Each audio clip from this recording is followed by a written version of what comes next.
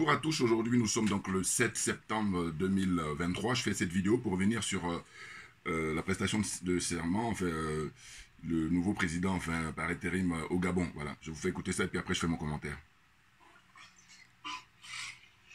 Le nouvel homme fort de Libreville, le général Oligui, a été proclamé président du Gabon. Lors de sa prestation de serment ce lundi, le putschiste a juré de préserver les acquis de la démocratie. Même si Oligui n'a pas fixé la durée de son mandat en tant que président de transition, il promet toutefois aux Gabonais d'installer des institutions plus démocratiques avant de mettre en place des élections libres. Je jure devant Dieu et le peuple gabonais de préserver en toute fidélité le régime républicain, de respecter et de faire respecter la charte de la transition et la loi, de remplir mes fonctions dans l'intégrité supérieure du peuple, de préserver les acquis de la démocratie, l'indépendance de la patrie et l'intégrité du territoire national. Je m'engage solennellement et sur l'honneur. Le général Oligui a été applaudi par les juges de la Cour constitutionnelle, à l'exception de sa présidente qui a été écartée. De nombreux militaires et fonctionnaires de l'État étaient également présents à la cérémonie, alors qu'une frange de l'opposition exhorte le général Oligui à céder le pouvoir. De nombreux Gabonais semblent lui avoir déjà accordé leur confiance, avec l'espoir que ce nouveau président de transition puisse mettre fin pour de bon au règne de la famille Bongo, qui a duré plus de 5 décennies. Voilà. Bon, maintenant je vais vous faire mon commentaire, comme d'habitude. Voilà. Bon, Dubian, c'est mon surnom sur le net. Je suis accessoirement, mais accessoirement seulement spécialiste de la France. En revanche, je suis un panafricain très convaincu, un authentique panafricain. Bon, très rapidement, hein, c'est juste pour donner mon avis sur les événements au Gabon. En fait, l'arrivée au pouvoir de, comment on appelle ça, le général, je ne sais pas comment il s'appelle, Oligui, ou je ne sais pas quoi là. En fait, bon, très simple. Ça, c'est ceux qui sont avertis ont évidemment compris. Ça, je fais mes vidéos pour ceux qui ne sont pas avertis. En fait, on est dans, comme dirait le regretté, notre cher frère Umutunde Kalala, il dit que nous sommes à l'ère du Verseau. Donc les alignements de planètes. Et c'est du coup, comment on appelle ça, l'Afrique va retrouver ses marques, tout naturellement, heureusement. Parce que vous savez, j'ai tenu à faire la vidéo là, parce que ça m'est venu l'inspiration, enfin en tout cas mon sentiment sur ce qui se passe, c'est que je dis, justement comme on a à l'ère du Verseau et l'alignement des planètes, c'est que vous allez observer que précédemment, quand il y avait des prises de pouvoir par les militaires, hein, des putschs militaires ou des coups d'État, que vous voulez, eh bien, c'était pas fait comme ça en peu de temps. Voilà. Hein, c'était espacé. Tout comme quand la France assassinait les différents dirigeants africains, c'était, voilà, espacé. Hein, c'était pas aussi condensé en un laps de temps. Voilà. Donc, ce qui est intéressant aujourd'hui, en 2021, voilà, en 2023, c'est que la prise de pouvoir en 2020 des militaires au Mali, eh ben ça a été comme maintenant une espèce de cascade. Et c'est très intéressant parce que notre intelligence, ben on pourra pas, enfin, on peut l'insulter, mais je dis quand quelqu'un se moque de vous, quand quelqu'un se fout de vous, c'est pas ça le problème. Le problème c'est que vous vous en rendez pas compte. Donc là, on sait que eux, leur religion c'est le mensonge. Donc là, ils sont pris la main dans le sac, mais on est en plein jour là. En plein jour, ça veut dire quoi? Ça veut dire que regardez. Les militaires qui sont au pouvoir au Gabon, c'est la France qui a orchestré tout ça tranquillement. Hein, tranquillement. Et en plus, comme je dis souvent que c'est facile de copier, ils ont copié. Et oui, c'est mon point de vue, hein, c'est mon sentiment personnel. Ils ont copié en fait ce qui s'est passé au Niger. Parce qu'au Niger, par contre, c'est le peuple. Et au Niger, c'est les patriotes authentiques, hein, qui veulent en découdre définitivement avec la France. Pour dire que vous nous avez pillés, vous nous avez violés, et vous continuez encore. Donc c'est terminé, on a compris, on a vu. Donc c'est terminé, on ne va plus discuter, on ne va plus perdre notre temps.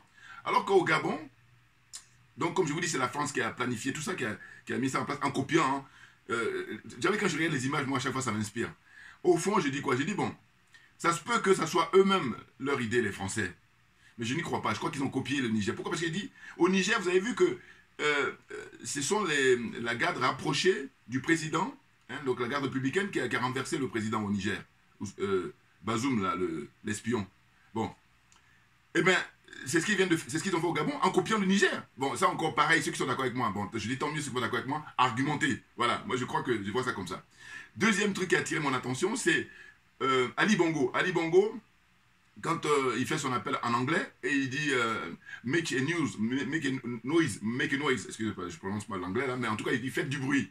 Mais moi, faites du bruit, c'est à quoi j'ai pensé. J'ai dit mais non, pareil, comme ils sont dans le cynisme, comme ils sont pour humilier les Africains, et moi j'ai dit je suis spécialiste de la France, accessoirement, mais c'est ça en fait. Oui. En fait, ce qui se passe, c'est que c'est un clin d'œil à la manière dont Ousmane Sonko, hein, le pauvre, il résiste à la France-Afrique, comment dire, au Sénégal. Pourquoi? Parce que Ousmane Sonko, vous allez observer que lui, c'est le peuple qui est avec lui. Donc, du coup, les trucs de casseroles, les trucs de casseroles, c'est pour faire du bruit. Et comme s'ils font des casseroles, ça va être trop flagrant, ils disent... Parce que là encore, pareil, hein, c'est-à-dire que la France, aussi bien Ali Bongo, ce sont eux qui ont écrit le scénario, et puis comment on appelle ça, le général, là, voilà, qui a pris le pouvoir, qui a renversé Ali Bongo. En fait, la France, elle a la manœuvre de A à Z. Je n'exagère rien du tout. De A à Z. Ils maîtrisent tout. Mais bien entendu. Donc, si, je vous dis, c'est intéressant, c'est que ça se fasse en même temps. Du coup, ceux qui sont honnêtes intellectuellement, que tu sois blanc ou noir, que tu sois indien, quel que soit...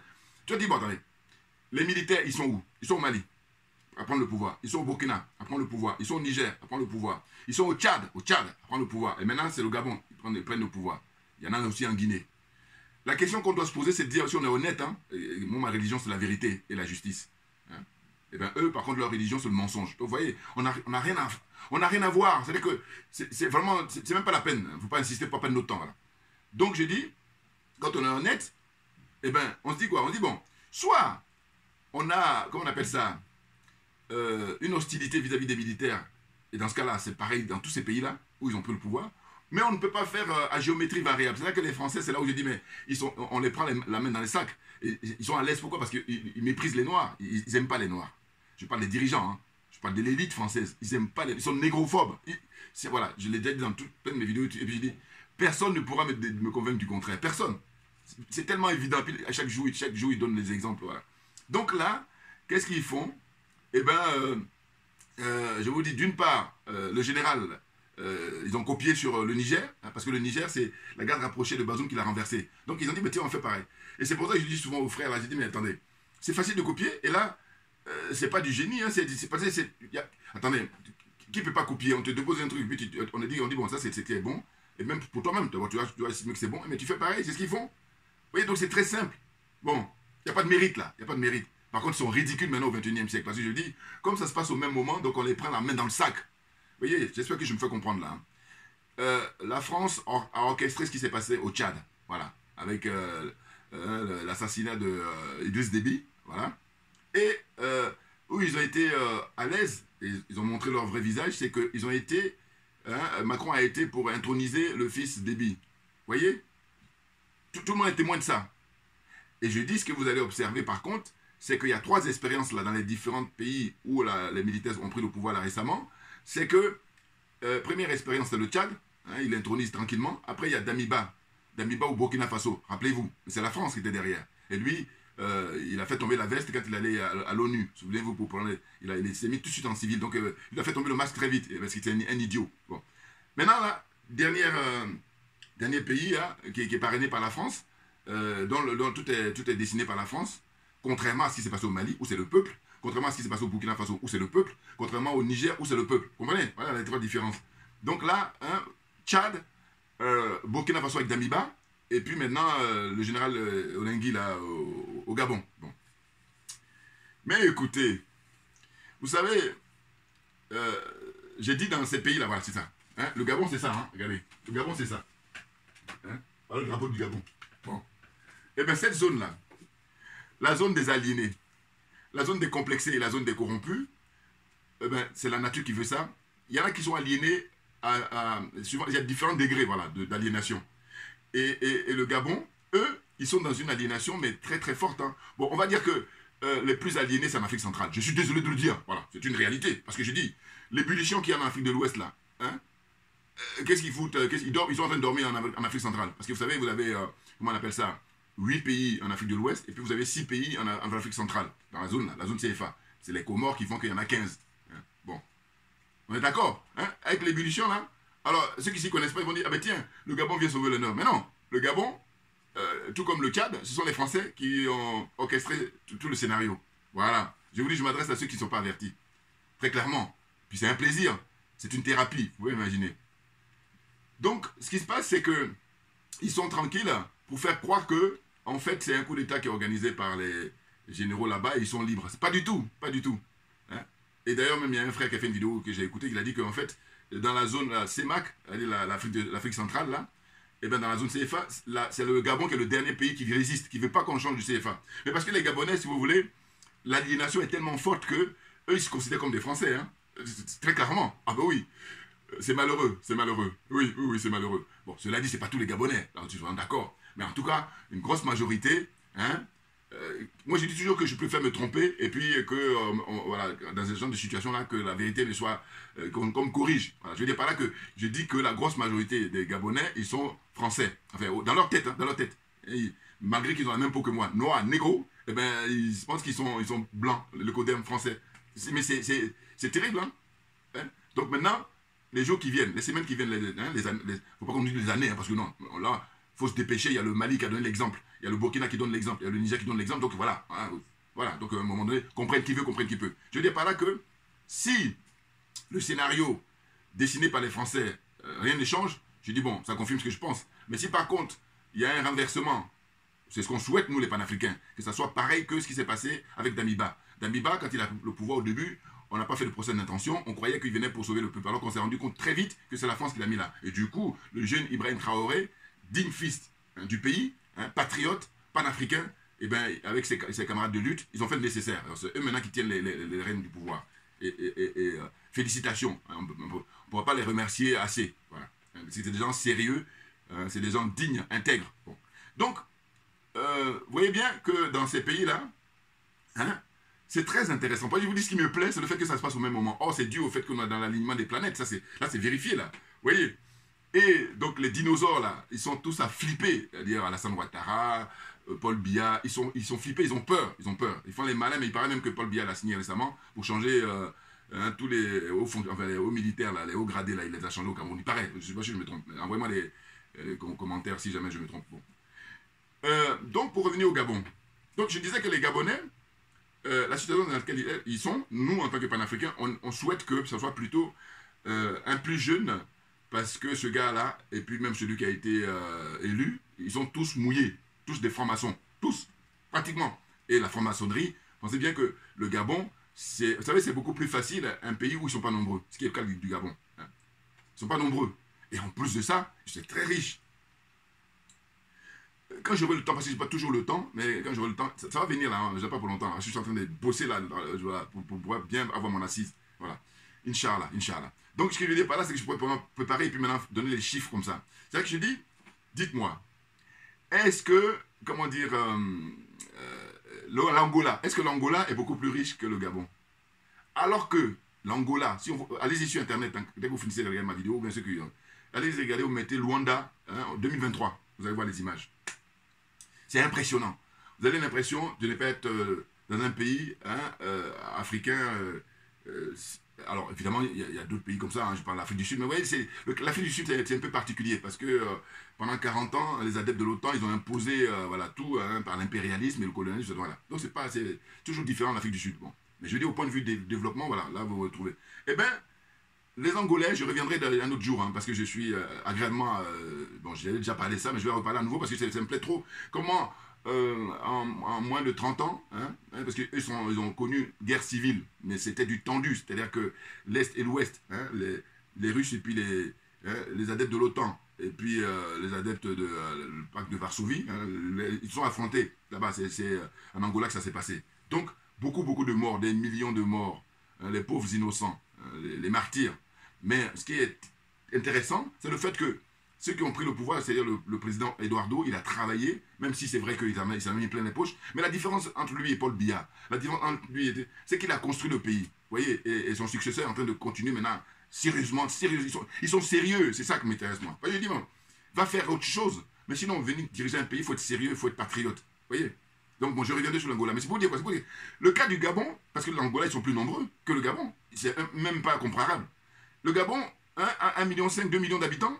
Bon, avec toutes ces richesses-là qu'ils ont, mais ça veut dire que, j'ai dit dans mes vidéos passées que, normalement, hein, compte tenu du fait qu'ils ne sont pas nombreux, ben, les Gabonais sont tous des millionnaires. Millionnaires, même on peut le dire en euros, en dollars, tout ce que vous voulez, très clairement. Je n'exagère rien du tout. Simplement, la richesse est confisquée par la France. Voilà. Très, très clairement. Oui, oui, oui.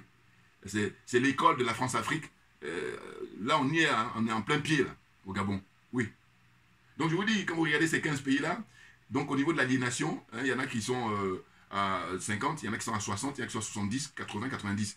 Et du coup, le Gabon, si le concours est organisé, il vient en tête au niveau de l'aliénation. Au sens de, quand je parle d'aliénation dans ce cas-là, c'est dans le sens où on est en 2023, et ben les mecs, ils n'ont rien compris, parce que depuis fort longtemps, la France a mis plein dans leur tête là, que oui, vous êtes les mieux lotis, et puis vous voyez bien votre niveau de vie comparativement, voilà, nivellement par le bas, voilà. Au lieu de comparer avec hein, les pays qui ont le même potentiel de richesse qu'eux, non, non, non, non.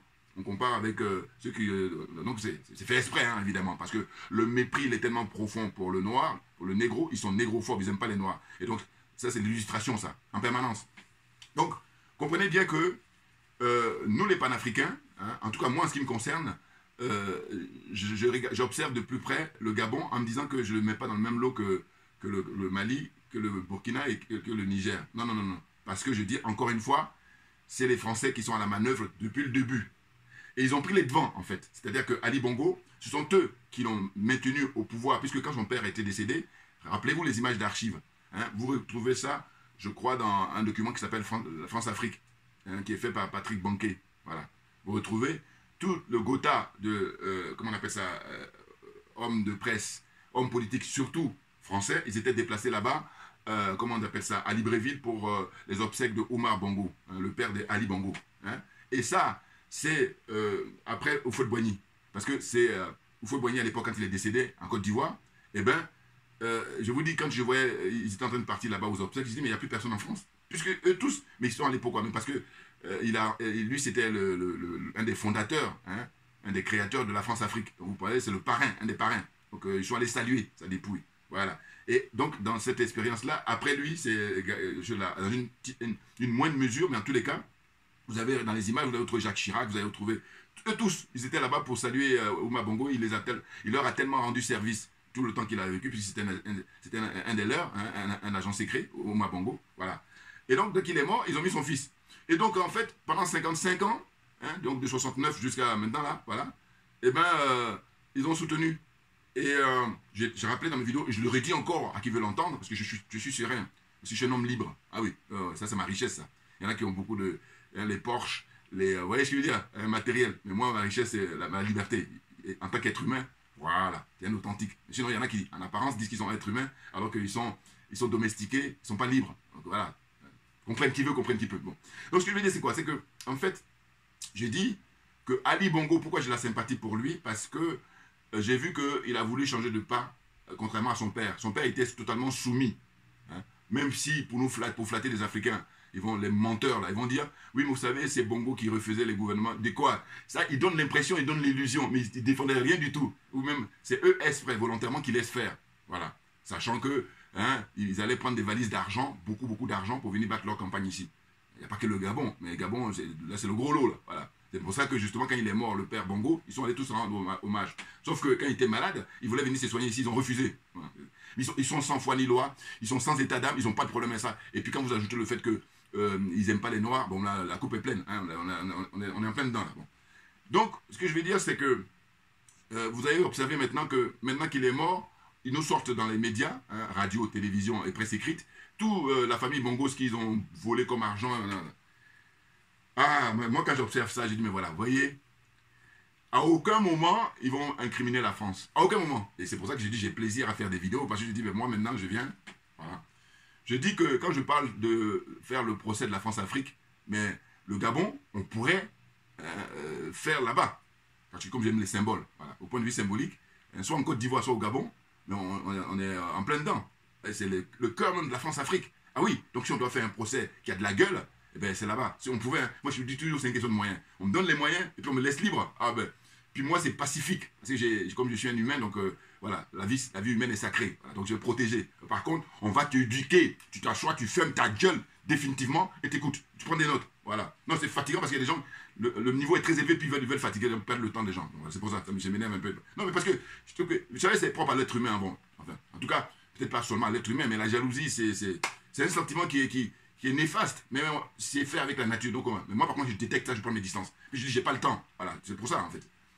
Parce que je dis que si on enlève la jalousie, on est tous gagnants. Très clairement. Tu as ton ami, tu as ton frère, s'il sait, s'il l'a, tu plaides avec lui, tu négocies honnêtement, et puis tu vas bénéficier naturellement, sauf s'il n'est pas humain. Bon, là, c'est autre chose, mais sinon, la plupart des gens sont humains. Enfin, comprennent qui veut, comprennent qui peut. Vous voyez?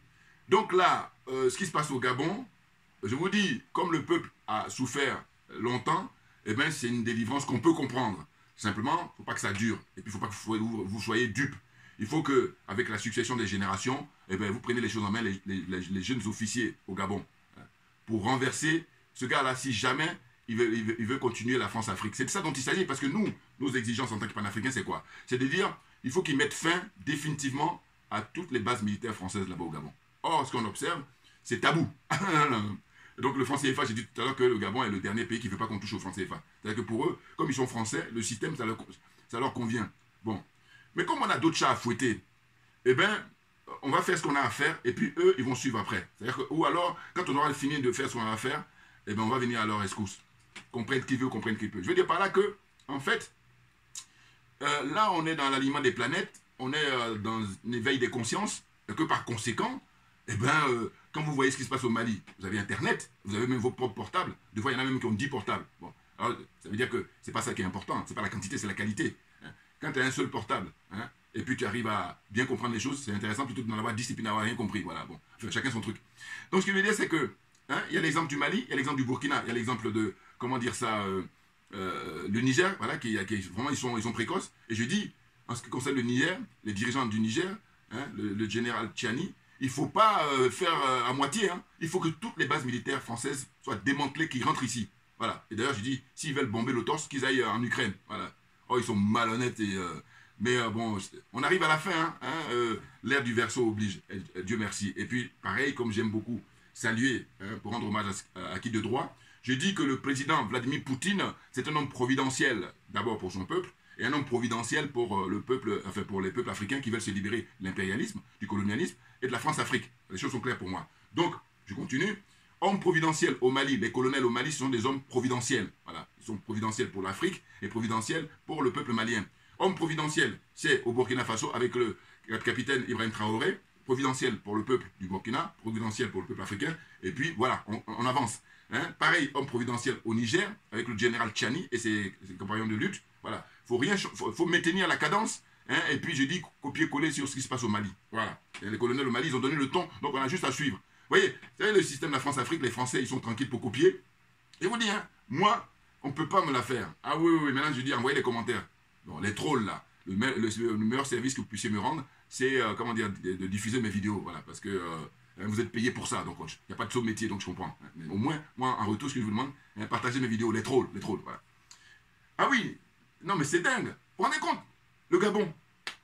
Et j'ai dit, rappelez-vous, moi j'ai fait des vidéos par le passé quand je parlais du Gabon, j'ai dit, mais le Gabon, si il n'y avait pas le franc CFA, s'il n'y avait pas les bases militaires, si, comment dire, les patriotes étaient au pouvoir et qu'ils étaient sérieux, mais ils sont même beaucoup plus riches que les pays du Golfe, c'est-à-dire Dubaï, les Émirats Arabes Unis, là, Koweït, ils sont plus riches. Parce que eux, là-bas, j'ai dit, les Émirats, là, eux, en général, qu'est-ce qu'ils ont? En général, ils ont le gaz et le pétrole. Alors on me dira, oui, mais c'est du lourd, c'est vrai. Mais il se trouve qu'au Gabon, justement, il y en a à volonté, gaz et pétrole. Et pas seulement. C'est là où se distingue le Gabon. En Afrique, la nature a gâté ce continent.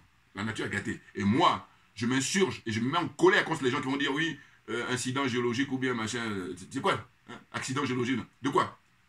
Je rappelle encore pareil, puis les frères qui ont plein de diplômes, ils ne peuvent même pas avoir l'esprit libre pour parler comme ça. Je dis, quand ils trouvent des richesses en mer du Nord là-bas, c'est-à-dire du côté du Danemark, de la Norvège, tout ça, là c'est normal. Mais dès que c'est en Afrique, non, le fait de réagir comme ça, mais c'est négrophobe. Parce qu'en fait, d'une certaine façon, quand je décrypte, je dis, mais ça veut dire que d'une certaine façon, ils estiment que on ne devrait pas avoir ça. Et c'est même pour ça qu'ils jalousent l'Africain, mais à mort. Et la jalousie est tellement forte, même là, ça devient, comment dire ça,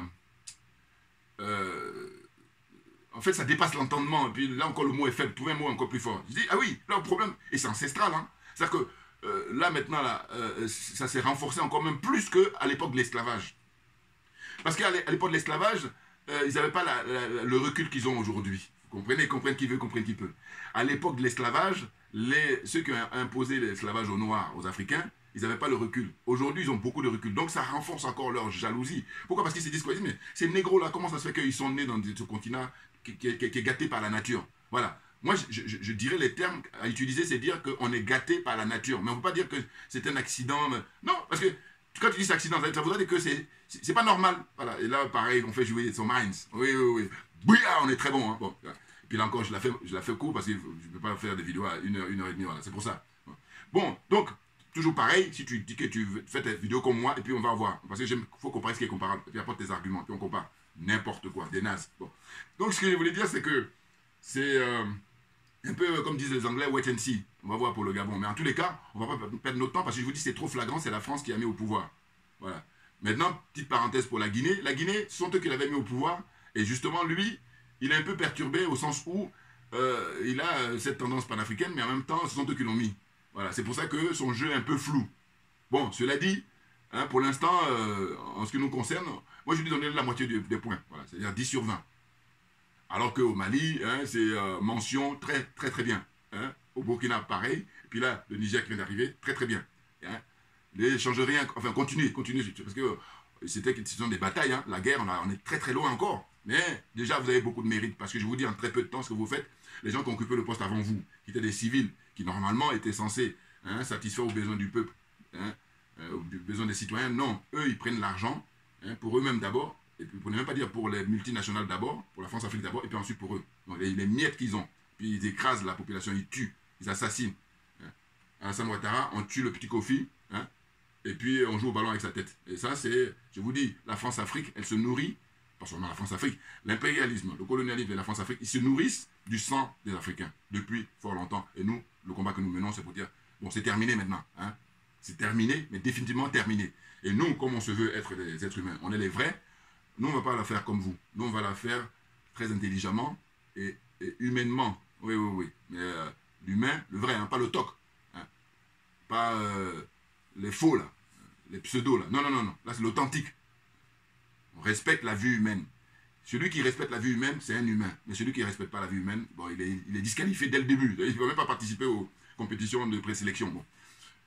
Donc, pour dire quoi? Pour dire qu'un pays comme ça, mais c'est un pays où, si le nécessaire était fait, s'il n'y avait pas la même s'il n'y avait pas l'emprise de la France, s'il n'y avait pas la France-Afrique, mais il y a beaucoup d'autres pays qui pourraient venir là-bas, hein, tranquillement, au lieu de se noyer dans la Méditerranée. C'est-à-dire qu'ils iraient là-bas, comme ils vont aller à Abu Dhabi ou ils vont aller dans les pays développés là pour chercher à mieux vivre, mieux vivre. Vous voyez, donc le Gabon, ça doit être le cas. Or, vous allez regarder quel est l'état au point de vue sanitaire, quel est l'état au point de vue des écoles, hein, l'école primaire, l'école secondaire, l'école, qu'est-ce qu'il y a encore, les universités, les grandes écoles, quel est le bilan hein, sur les 55 ans parrainé par la France. Hein. Donc ce que je disais tout à l'heure, c'est de dire qu'en fait, là maintenant dans les médias français, ils montrent tous les biens qui appartenaient à la famille Bongo hein, depuis 55 ans, c'est-à-dire tous les immeubles, tout ce qu'ils ont comme bien matériel, hein, et puis aussi bancaire, enfin bon. Hein, et donc ils font des émissions, ils font des articles, et ils montrent. Et donc, d'une certaine façon, il dit c'est bien mal acquis. Ah, je vous dis, mais tout le monde doit rentrer en psychiatrie. Parce que, vous savez, c'est terrible. Hein? Moi, je dis à mon petit niveau, quand j'y pense, je dis, mais attendez, vous venez piller quelqu'un, vous venez violer quelqu'un. Bon. Donc, vous avez le courage, vous avez la force de mettre dans sa tête que, tu sais, je ne t'ai pas violé. Tu sais, ce que tu as comme bien-être là, c'est moi. On rentre en psychiatrie. Enfin, en tout cas, des gens qualifiés, j'aimerais bien que vous m'aidiez, parce que vous m'aidiez. Parce que moi, pour moi, je suis arrivé à ce niveau-là. D'abord, c'est des cas d'école dans l'excellence, parce que ça mérite d'être étudié, mais à fond. Pourquoi on puisse sortir de là, et pour les générations à venir, ce serait le meilleur service qu'on puisse leur rendre. Parce que le pire, c'est que rien n'échange, et puis que ça soit une fuite en avant. Voilà, c'est ça le pire. Vous comprenez? Ah ben oui. Donc nous autres là, on espère qu'il y a des gens de bonne volonté, on espère qu'il y a des gens honnêtes qui puissent reconnaître quand on apporte les arguments, quand on apporte les idées, voilà, pour essayer de faire qu'on soit tous gagnants. C'est ça qui nous intéresse, en tout cas moi personnellement. Vous voyez? Donc le Gabon, franchement, hein, les Français, ils sont les premiers responsables. Parce que, attendez, pour qu'ils restent aussi longtemps, et puis 55 ans, et puis maintenant ça continue, avec le général Odengui, là, je ne sais pas comment il s'appelle. Hein. Si vous regardez aussi, pareil, les images d'archives, vous allez voir qu'il avait déjà été reçu par Macron, enfin en tout cas il y a une photo comme ça que j'ai vue, et j'ai dit, mais voilà. Parce qu'eux, ils font un casting. Comprenez-le bien. Hein? Les dirigeants français, hein? Ils font un casting. Et dans tous les pays africains, là, hein? Le pays africain en général, mais surtout la zone comme ils disent, leur précaré là, donc la zone CFA, France CFA, eh bien, au niveau de l'élite des différents pays, ils ont les noms. Et puis, ils voient les caractères, ils voient quel est le tempérament de chacun. Et du coup, ils vont essayer de donner un peu de miettes, ou même des fois, ils ne donnent rien. Il y a juste les autres qui sont flattés et ils vont faire le travail. Ça se passe comme ça. C'est malheureux. Mais seulement, je le dis pour les frères qui ne sont pas avertis. Voilà. Donc, on prend les notes, puis on ne la ramène pas. Je suis respectueux par rapport à ceux qui sont honnêtes. C'est ceux qui sont malhonnêtes que je n'ai pas le temps. Puis, je n'ai même pas envie de discuter avec eux. Je n'ai pas envie de perdre mon temps. Voilà. Donc, c'est ça. Vous voyez, hein, ils ont fait le casting, ils ont repéré le général Olengui, là. Ils l'ont repéré, hein, c'est pas maintenant. Et puis, ils ont attendu. Et quand ils ont vu ce qui s'est passé au Niger, ils ont été dépassés par les événements. Et bien, ils ont fait copier. Et je répète encore. J'ai tilté, hein, j'ai dit, première copie, c'est on prend le général là, qui est garde rapproché de Bongo. Et puis c'est un cousin à Bongo, on voit là, la coupe est pleine. Bon. Et puis, deuxième exemple, c'est Ouma Bongo, comment il s'appelle, Ali Bongo. Ali Bongo, mais sachez que c'est les Français, pareil, qui dessinent tout ça. Je veux dire par là que ce sont eux qui ont orchestré tout ça. Ce sont eux. Et là, on a même appris aujourd'hui que ça y est, là, il est libre maintenant, parce qu'il faut qu'il aille se soigner. Mais vous voyez, parce qu'en fait, c'était pour permettre sa sortie de scène. Hein, ils ont essayé, ils ont pu lui infliger la AVC. Voilà, ce sont eux qui lui ont infligé ça. Alors là, on ne pourra pas me convaincre du contraire. Voilà, je m'arrête là parce que... Bon. Et donc, maintenant, voilà, ils lui permettent de sortir. Et ce sont eux, voilà, quand il dit de faire du bruit, là, en anglais, mais ce sont eux. Et ça, on fait un clin d'œil à Ousmane Sonko. Bon, comprenne qui veut, comprenne qui peut. Bon, c'est pour ça que j'ai plaisir à faire des vidéos. Puis j'ai dit, si moi je me trompe, c'est pas très grave. Ce qui est pire, c'est que ça soit la réalité. C'est ça qui est... Bon, voilà. Bon, on espère maintenant que je vous dis, il y a un jeune là qui puisse faire comme a fait Ibrahim Traoré pour renverser. Parce que lui, il est parti pour... D'abord, vous voyez bien qu'il ne se presse pas pour lui demander, il est là pour combien de temps? Là, non, on n'embête pas. Hein? On est là, on filme partout, sur toutes les facettes et tout, avec sa tenue folklorique là. Voilà, hein? Tenue rouge, là, machin, pour prêter serment. République bananière. Mais je vous dis, la première république bananière, c'est la France. Et les autres, là, eux, ils viennent après. Eux sont des enfants de cœur. Vous comprenez? Pareil, comprennent qui veut, comprennent qui peut. Et on est dans cette situation-là.